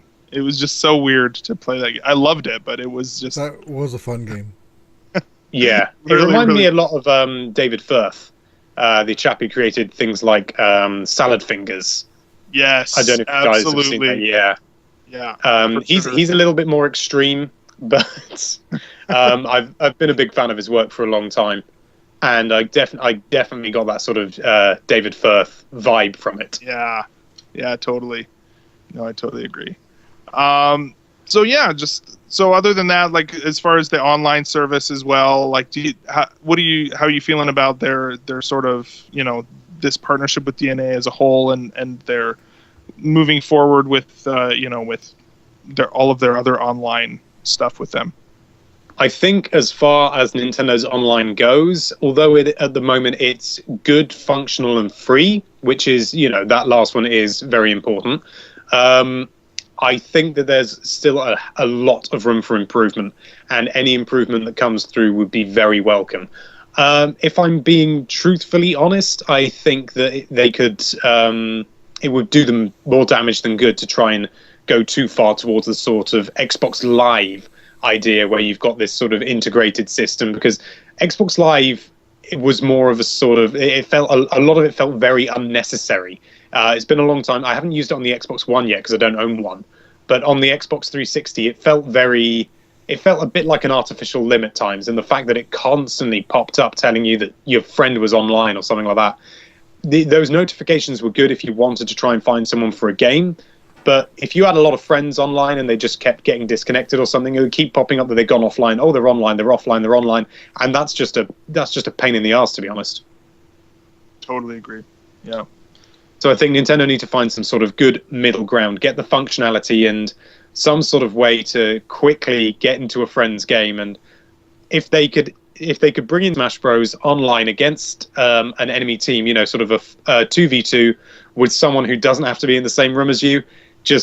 I can't believe that wasn't in the game. I really can't. Just a sort of like, and maybe this is looking at when, developing the NX and stuff like that, but just some sort of like a party system, It's just like, all right, well, we're just going to get into a party together and then we can launch this game together as a group, and that whole matchmaking in general, I think. I mean, Codename Steam is terrible at that. You have to create a tournament in order to be able to play your friends in that game. Like, you can't actually just do like one-on-one with somebody on your friends list. You actually have to create a tournament and then like send them the tournament code.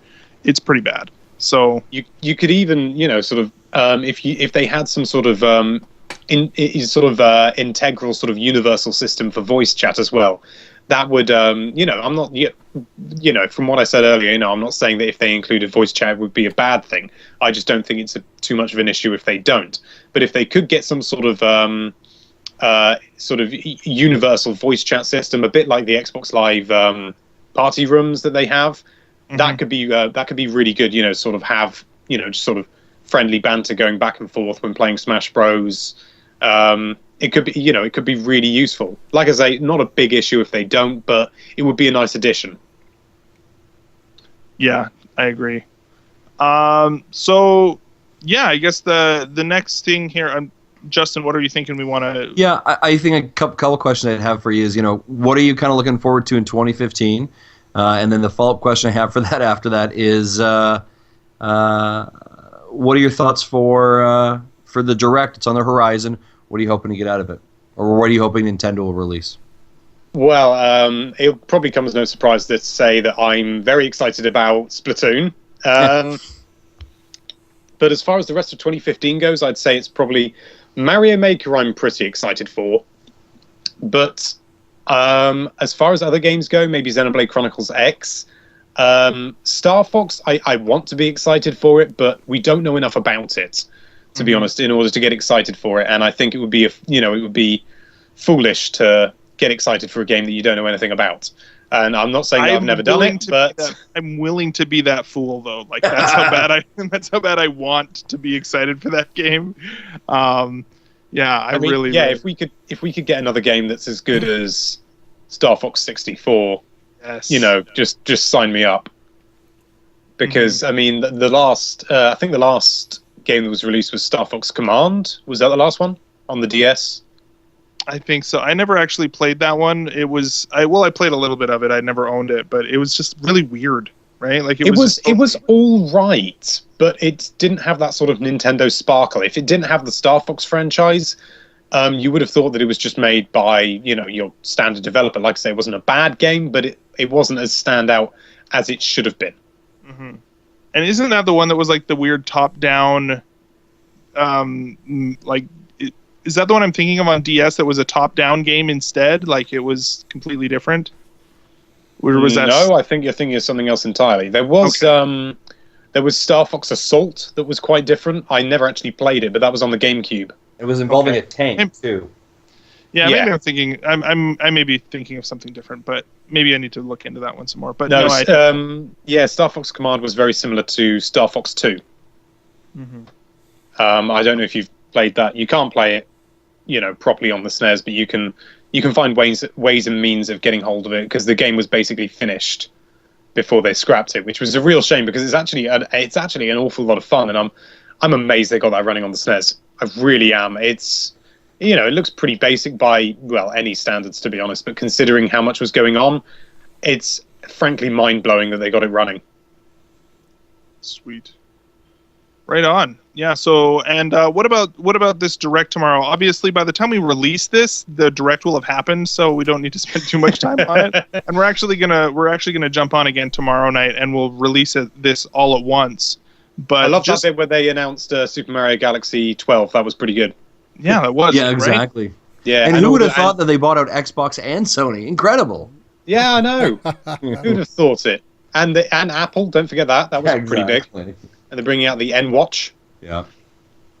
Right on. So, like, what is like? Maybe we'll just kind of like go around the horn here. Like, what is one thing that we think is going on tomorrow, just so that the listeners can immediately know how wrong we are. Let's start with you, Alex. What do you think is coming tomorrow? I guess today for you. I think we're going to get some sort of announcement. I'm going to play it safe and say we're going to get some sort of announcement for a release for Mario Maker. Right on.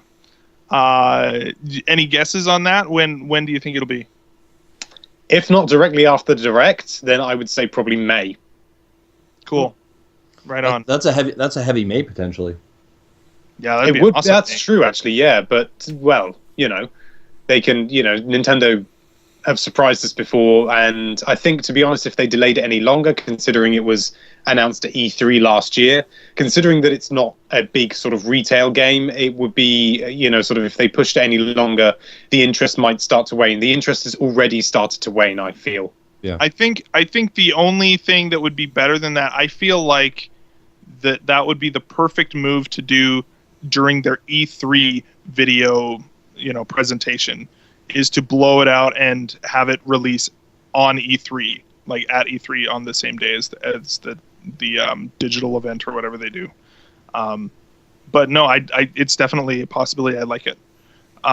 Justin, what do you think? I think they have to come out tomorrow, and they have to tell us what's going to be the holiday tentpole of 2015. Okay, cool. Jesse? I'd like to hear them announce a Metroid game, but of course that's also big enough that might just be an E3 announcement. But what I think they might do is announce more Wii games that'll be available digitally. Mm-hmm. In terms of Metroid game, are you more interested in seeing a 2D or a Prime game, just out of interest? Not Prime. Yeah. No? No. As I said before, I don't like shooters. And even though I love Metroid, and I liked Other M, I liked all the 2D Metroids, I just couldn't get past the fact that I'm playing a first-person shooter. Even if it has a Metroid skin on it, I couldn't play it. You liked Other M, but you didn't care for Prime? That's a new opinion. I've never heard that one before. It's like the oddity, right? Right on. Well, Cool. I didn't like the pixel hunt and the verboseness of the story, but the actual gameplay that is mostly 2D, that does sometimes change perspectives, I like that. Cool. Right on. And I think now there was this sort of leak that came out. Was it just yesterday that came out? Yeah. There was right, and so it was very detailed. And there was a bunch of stuff on there. There was like Super Nintendo games on 3DS and Paper Mario announcement and a bunch of stuff. I would like to think that tomorrow is going to bring this wonderful sort of resolution to the virtual console issues that we've been having for a long time with cross-buy. I would love if that happens. I'm skeptical that it'll happen, but I would love it. And of course, obviously, we're going to see, having today, March 31st, being the last day of the Mewtwo Smash Brothers DLC. Like, if you haven't claimed your Smash Brothers for 3DS and Wii U, yeah, that today is the last Direct. day. Yeah, so I almost guarantee you that's going to be announced at the Direct of when that's coming. and I bet you that comes. That might. I'm going to go completely against you, Alex, and say that is going to be the one that is releasing after the direct, or maybe I guess possibly tomorrow being a Thursday. The day after the direct being a Thursday, possibly release this week or next week. That's fine by me. I kind of That's agree absolutely with that. fine by me.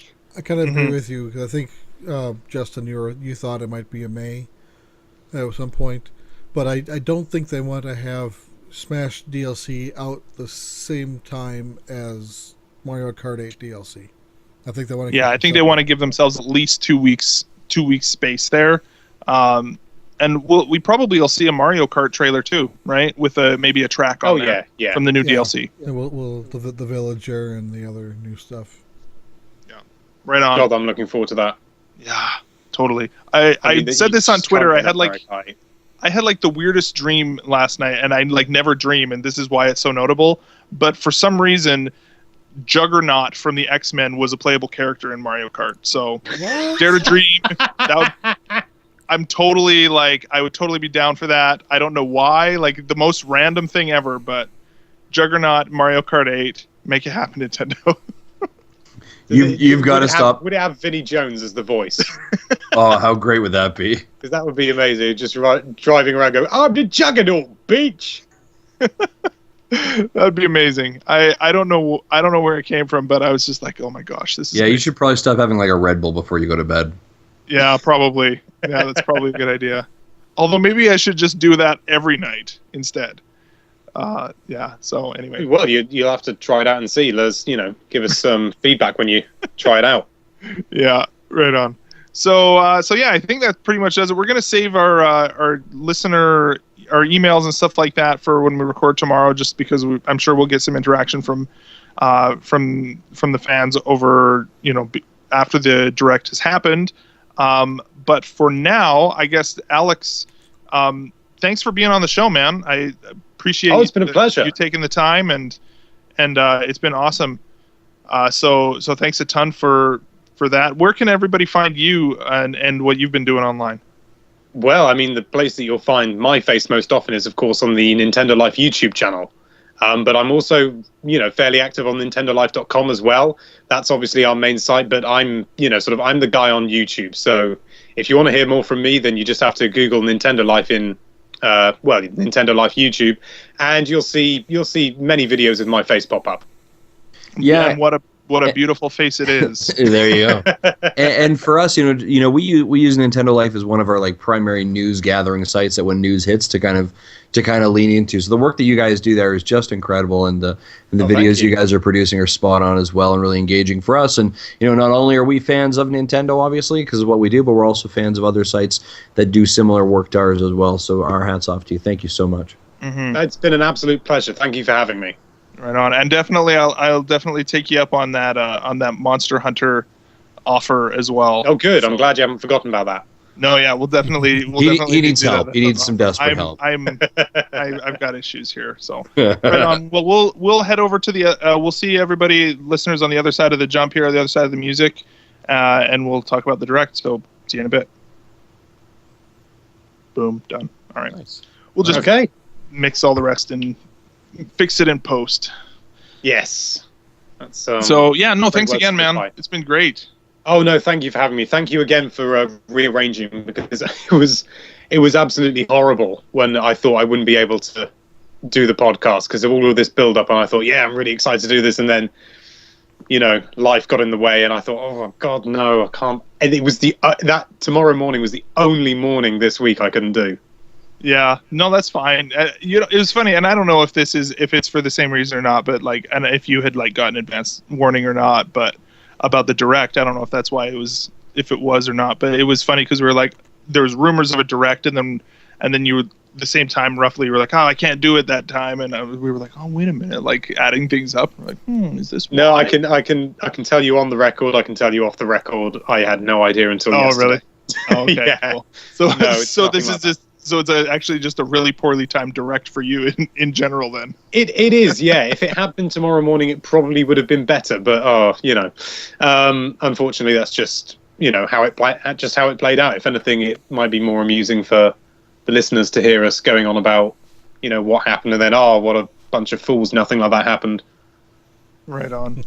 Cool. Well, yeah. If No, that does thanks again for squeezing us in and getting up so early. No, that's okay. I'll have a nap later on, I'm sure, to keep me fresh for the direct. Yeah, no kidding. I think we're all doing the exact same thing. We'll be excited to see what happens, and I'm curious. I'm curious how on par that German Nintendo leak if was. That ends up being like 100%. Oh, correct. That's not true. Oh no. Nah, that's my personal opinion anyway. Yeah. You just have to look. It doesn't present itself. It's a bit like the Monster Hunter 4 HD version thing, that it just doesn't present itself as PR. Actually, I actually did my degree in English language, so I pick up on these things quite quickly. And it's presented. It does not look like it's been written by a professional PR company.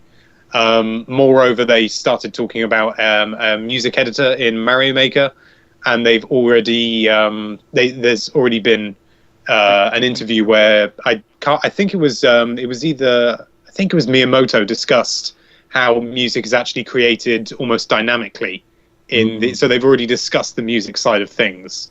So I'm not going out there and saying, yeah, it's definitely fake, but I wouldn't get your hopes up. It definitely felt like, when I was reading it, it looked like it was kind of it read like somebody was recalling a PR statement, where it was like, like they were kind of talking, like they'd kind of rewritten it from memory or something. And so there's a lot of hedging in there, which is when it's basically what politicians do when people ask them a direct question and they just talk loosely around the rough subject matter but don't answer the question. Right. They sort of appear as though they're talking about something, but they're not. They're giving no information away whatsoever. And yeah, whilst it it's possible that maybe it was some sort of quick draft that somebody threw up, I'm not convinced, to be honest. Yeah. I did rather enjoy Nintendo's statement of like on the actual like when they post out the direct, they have that kind of the standard direct image, the Nintendo Direct with the red logoing and writing on it. Yeah. But I did rather enjoy the very bottom. They said this is not a joke. It's such a weird day. This direct is no joke. I thought that was pretty good. It's such a weird day to have the the direct. Because not only a weird date, but also a weird time. And there was that other Twitter account that is at Nintendo Acmura that said the exact same thing, which ironically was the exact same time. So I'm like, what? That is so weird. And the thing is too, I think it's actually smart for them if they are going to do a direct on April Fool's Day. They're smart to do it late in the day because all of the jokes are over by then. Right? Yeah. None of this will be misconstrued as a joke because it's all being announced at the end of the day instead of the beginning of the day. Yeah. I must admit I really think that it could be something significant that we get today that may even be released tomorrow for you guys on the Direct, because I don't know if you've seen the European release schedule for Thursday. No. Awful. It's about two new games. That's it. Oh, really?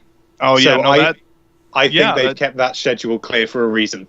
I think so too. Yeah, no, because it's definitely been, it's been kind of quiet. Like last week, even here was really quiet too. Like it's been nuts. So yeah. And then after, and I don't know if they're having in Europe the same way. They're saying that after this, stick around after the Direct for a live Nintendo Treehouse presentation featuring one of our spring releases. Oh. Yeah, I wonder what. I hadn't seen that. Yeah, so because I was reading out some. I think it might have actually been on your guys' website actually, Alex, that mentioned that there was some different kind of after shows for each of the regions. And actually, let me just pull up the. I wonder if that'll be. What would that be even? It's going to be Splatoon. You think it's Splatoon? Yeah, it's going to be Splatoon. Yeah, I'll go with that. Nintendo are really pushing that game, and they should be. I'm really excited. You've got to try it, guys. You really do. I'm really excited to see their. I bet you we see. Maybe we should have said this before, but I bet you we see Amiibo support for that game, because they're going to have to talk about Amiibo and say when this spring wave is launching. They'll guaranteed announce a date for that. And they'll probably use that and Splatoon, probably talk about it roughly the same time so we can see the Splatoon, like basically like a Mario Kart 8 treatment, with the different like hats or something in Splatoon with amiibos. I think that'll be really cool. So I mean, I did actually ask when I was at the preview event about amiibo functionality. Mm-hmm. And I can give you, I can tell you exactly what they said to me. PR company. I said, sort of, what about amiibo support in Splatoon? And they just said, we have nothing to announce at this time. So you can read into that what you wish. Yeah, because otherwise you would think that it would be to their benefit to deconfirm it, or if there's not going to be something that this game precisely, yeah. This game screams amiibo support. Right? Do you know what I mean? It like does. It's bright, it's colorful, it's very kid friendly. That's the market you're going for although that's the market you're going for the amiibos, we know that's not necessarily the market you're getting. Cough, cough, 33-year-old men. But it fits in that wheelhouse perfectly. It really does. Mm-hmm. It does, just kind of having the sort of in that universe, having all of these sort of like franchises, of different game franchises, just sort of appear as like different clothing lines or something. It seems totally cool. Mushroom Kingdom imports and things like that. Yeah. Exactly. So I actually found right off the Nintendo Life website there, Alex, talking about the updates to the post. They said we've definitively confirmed that the European and North America broadcast will have some key differences for each other, as is a normal trend. The North American broadcast will have a Treehouse stream after it's finished. Well, Nintendo of Europe has issued a press release to confirm that the region's president, Satoru Shibata, will be hosting segment. Shibata, it's Shibata. a bit like Shibata. We'll be hosting segment specifics to the tournament. We'll be hosting segments specific to the territory, and then we'll be live. So that's similar to like over here, where they'll like turn it over to Bill Trennan or whatever for a while. I think Reggie. That's probably similar to what they're doing. So or Reggie, or what's his name? Satoru Shibata, yeah. So that'll be what they'll do for sure. Because I mean, again, they'll probably talk about Codename Steam for you guys. They'll probably talk about a whole bunch of stuff. So it's going to be interesting to see what they do. And that's what I tell you what. That's one of the things that is so nice about Nintendo and being a Nintendo fan, is the fact that you can they can still pull this stuff and everybody's still guessing. It's not we know they're going to talk about this. We know they're going to talk about this. It's still. It's anybody's guess what they're going to be talking about. Mm-hmm. Yeah, and that's not. You don't really get that with any other company. No, I mean even the whole DNA announcement, right? Like we came out of nowhere. We all wake up the next morning. You're like, "What? I'm sorry, what just happened? Like, did we just get punked? Like, is Ashton Kutcher going to jump out with a trucker hat and be like, you all get punked? Like, what? And then even the whole Zelda thing, like, oh, it's a Friday. Hey, FYI, we're not releasing it. Peace out. Yeah. Right? Like, what? Who does this? To be fair, it's. I think it's better that way. I really do. Oh, I agree. Getting all the information in advance. Yeah. Because I think I think Nintendo are very very good at that sort of area. It's a bit similar to they're a bit similar to Apple in that regard, where they have there's a huge amount of secrecy to the point where people are always going up to Apple employees in Apple stores and saying what do you know about the new iPhone, and they say literally as much as you. It's the same for us, and it's the same for Nintendo UK a lot of the time. I mean, obviously they are privy to certain information before everyone else, but quite often there will just be so they will just come through and say, that they know more than we do. I mean, like when they heard about Nintendo NX, Emily Williscroft, who is kind of the PR person who we have the most contact with, she was on the plane. We just stepped off the plane, and she was just almost angry in a way that she didn't know, and it's mad. I can't imagine a bit running a business like that, but it works. Yeah. Yeah, that's so insane. Well, I mean, really, like, they didn't really announce much with that, right? Like, it was just like, we're working on something else, and here are 2 letters. I must admit, I genuinely think it's going to be more than one console. I think Nintendo NX may be a reference to some sort of universal operating system rather than a specific games console. Yeah, that's totally possible, and like similar to the iPad and the iPhone and Android devices, where they have any iPhone game. iPhones are the smaller, more portable version. I know iPads are considerably more portable than a home console, but sort of if you've got a game on your iPhone and you can play it on your iPad, full stop. There are some games on iPad that won't play on an iPhone, but at least for the portable devices. I mean, can you imagine playing Monster Hunter 4 on a Wii U? Oh, it'd be amazing, dude. It'd be so good. Comfortable. And it feels like we're reaching a point too where, I mean, even looking at an iPad, right, where a current gen iPad is more powerful than the Wii U, really. And so being able to, I wouldn't. It's definitely more than the 3DS, and it's on par. Right, and it's on par. It's on par with the Vita, right? And so, like, being able to, I guess what I'm trying to get at is having that portable be strong enough to basically, even if it was a similar sort of step up from the GameCube to the Wii. Really, the Wii U, it would be nice if it was better graphics, but it's not necessary to run the games. And so have a handheld that's as strong as the Wii U, and then just have a sort of iPad, a sort of Apple TV sort of solution, I feel like I don't know, that's what I would go for, but I'm more of a handheld gamer in general, so I don't know. Yeah, I must admit this idea that people have had with the whole sort of fusion system where you have the portable and the home console are the same device. Sort of, it sounds like a cool idea in theory, but I think if you take a step back, you can just sort of ask a simple question: why? It doesn't really offer any advantages at all. If anything, it offers disadvantages. No, well, it definitely doesn't offer any advantages other than, like, outside of the exact same thing that a common operating system would.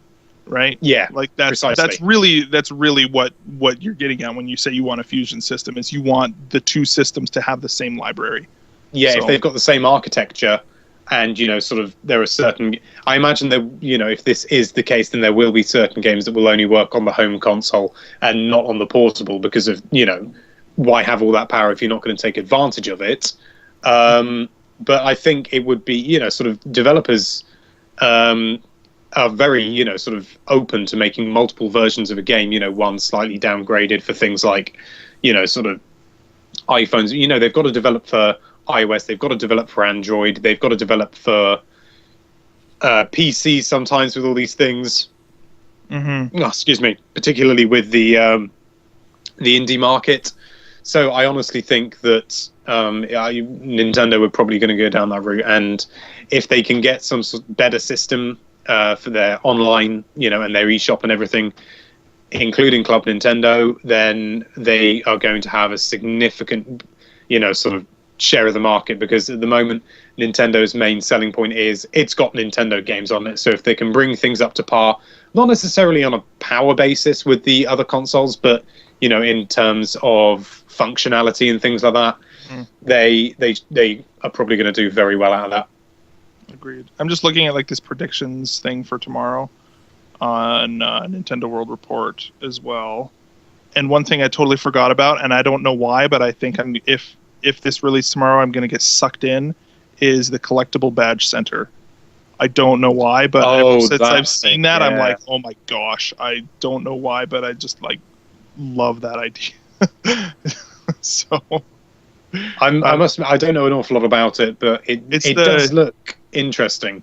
It's just like, even just the idea, it's just like, I don't know if you can buy just like the little icons for your home screen, right, with like play coins. The sort of like capsule machines that you can get, that with like the claw, and it reaches down and grabs some sort of like a little toy in a plastic ball. Except, yeah, I don't know why that seems so exciting to me, but I have wanted it since I saw it. So I don't know. That'll probably. Well, I hope you get it then. I really do too. Hey, Alex, are you Sports, by the way? I am, yeah. Are you the XL or the other one? I hate to say I'm on the smaller version. Oh yeah. How's that? Yeah. Rock Well, those faceplates. It's the faceplates. It's the buttons more than the faceplates. Oh, with the Famicom kind of salute. Yeah. Yeah. Color ones, eh? They. Oh my word! They're just so pretty. That was a heartbreaker over here. Hey. Yeah. I must admit. I think. In a sort of twisted way, the fact that it wasn't coming out in America made it all the more appealing to get the smaller version, almost for sort of bragging rights. Sort of, oh, look at my cool faceplates, guys. Considering a majority of our audience is American, as you might imagine. Yeah. And I recently got the Majora's Mask faceplates, and they are so pretty. Oh man, yeah, they were looking pretty awesome. I was even looking forward to because if it was like a worldwide thing, I was anticipating the idea of some, like those websites that do like custom printed iPhone cases and stuff like that. Like you'd be able to get your own custom ones printed. There have already been some made already. There have been. They are very basic. They're basically 3D printed, and they're designed to. They're some sort of, to be honest, quite nasty plastic. But they can be. What's the term called? Where you basically coat something like plating. You can plate it in metal using galvanized, or is that basically? Yeah, I can't remember what the actual term is. It's like electrolysis. I can't remember. Oh yeah. Okay, sure. Yeah, that sort of thing with the anode and the cathode and things like that. Yeah. And the ions and the metal and yeah, all that stuff, and you can coat it. But to be honest, sort of that's a start. But I imagine we're going to be seeing a lot more once people, once people can work out how to make the molds correctly. It's going to explode. It's just going to absolutely explode. And the thing is that the whole idea with the faceplates is that because they literally don't change the form factor, people don't really buy more than one iPhone case or phone case. But because they're interchangeable, it's like, oh, today I think I'll have this, and it doesn't change anything about the unit. Is still absolutely identical in feel and weight. But the fact that it looks like a brand new console, then at least from the outside, once you open it up, it's the same. But it's pretty. But you still get to look at the buttons, so it's not all bad. Yeah. There was definitely a long conversations that we had beforehand, not knowing that there was only going to be the one coming to us about who's what size are we getting, why would you get it, and then when they're like, yeah, North America is only getting XL. Moving on. It kind of was like, oh, well, that changed our approach pretty quickly. I had even decided that I was going to get the small one. And yeah. Oh, well. You can import them, but they're region locked. Because if they just took the region lock off, it wouldn't be as much of an issue. I mean, it would still be a problem, but at least you could get around it, which you can't really realistically do. You'd have to buy all of your games, European, and then you'd have to stick to European release dates, and that just wouldn't do, would it? Yeah, it's funny. My dad, my parents went on a vacation to Australia last month, and he sends me pictures like, check this out, I just found this, and he was like, I'm gonna get one. I was like, you might want to reconsider that, because I think that if there's, I think Australia probably has the worst. They have ridiculous tax on video games, as well as just really crappy release schedules. So. Yeah, not to mention a lot of games just don't. Well, not a lot of games, but certain games just don't make it out over there. Mm-hmm. It probably would be less of a problem with Nintendo, with a Nintendo platform, but. Well, I mean, even if your father were to buy an Australian 3DS or anything like that, he could still play all European games on it. It's the same region. It's just it's all PAL. Right. Do they have different eShops though? Is that? I don't think so. No? Oh, okay. No, I don't think so. I'm not 100% sure about that because, frankly, the Australian market is quite small. It's probably smaller than the UK, and that's saying something. The UK market for Nintendo is not very big at all, in fact. Sort of we look around and, sort of you'd struggle to find someone with a Wii U over here. Really? Wow. Yeah. I mean, I know a handful of people, and quite a lot of my friends do. But the friends that I make are Wii U, people who like Nintendo consoles. Mm-hmm. Not always, but it's a real pity. You can, sort of there are certain. If you go along a street and you were to ask people what have you got, and if they actually had a next gen system, they'd say, "Oh, PS4." Mm-hmm. Mainly PS4 actually over here. There aren't that many Xbox Ones because they're huge. Right. Yeah. Which is a shame because the Wii U is so sleek and small, and you can get it for under £200 now. Yeah. Yeah. Man, Which is- no, for sure. I have no mean, desire to get either one right now. I don't like to get an Xbox or a PlayStation. I'm kind of just like, I haven't seen any reason to get either one of them yet. No, I feel like that at the moment. I think I would certainly like an Xbox One. I'm not interested in the PS4. I'm still a little bit bitter from the N64 days.